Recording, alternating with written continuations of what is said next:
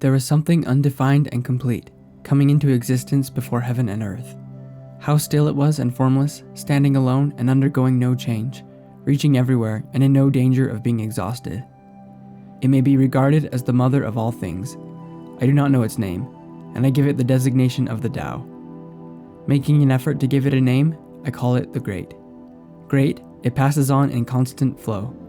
Passing on, it becomes remote. Having become remote, it returns. Therefore, the Tao is great, heaven is great, earth is great, and the Sage King is also great.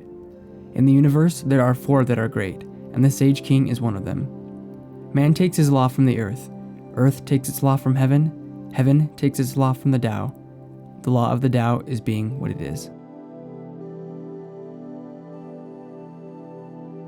If you were to ask me to say a word that is unpopular in today's culture, one that jumps to mind is the concept of authority. We often don't like the idea of being governed by something, especially something that we can't see. This attitude may be part of the reason why some people find it hard to believe in a higher power such as a god or the Tao. In this chapter of the Tao Te Ching, Lao Tzu explains that there are hierarchies of power, both on earth and in the greater scope of the universe. We often resist the idea of authority, thinking we want to carve our own paths. But while it is definitely important to use your own power of choice, we also need to realize that there are powers greater than us that do govern us to some degree. Being able to acknowledge powers greater than yourself does not diminish your own personal power of choice. Being able to do this is a part of wisdom. Lao Tzu tells us in chapter 8 that we should seek to emulate water, which flows automatically to the low places, rather than trying to push itself above the crowd. The sage understands that there are powers greater than him or herself, both among people and among the heavens, and he or she does not try to challenge that authority. He understands that while not all leaders use their power benevolently, having no leader at all would lead to anarchy and chaos. He understands that having to sometimes deal with leaders he disagrees with is part of having a leader at all. I'm not saying that we should bow to tyrants or enable bad leaders to usurp power, but we also shouldn't rebel against authority just because it's authority.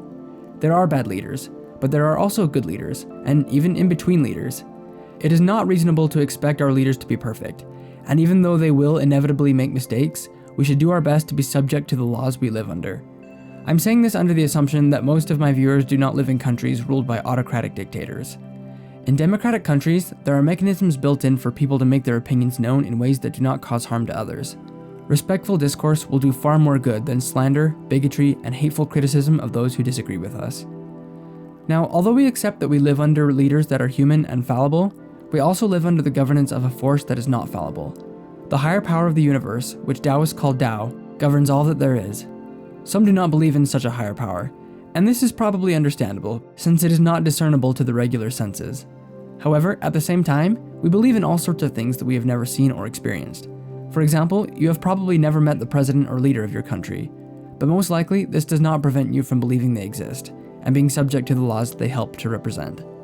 However, with the Tao, we have an advantage even over this.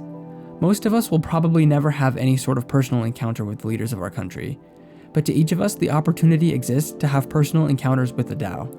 By following the way, we see the way in action. By taking time for quiet contemplation, we begin to feel its influence through our feelings and our intuition. Honest seekers of this kind of personal connection with higher power will always be able to find it, and will find their lives and their selves becoming enriched beyond what they thought possible. Thanks for watching, and I will see you all tomorrow for chapter 26.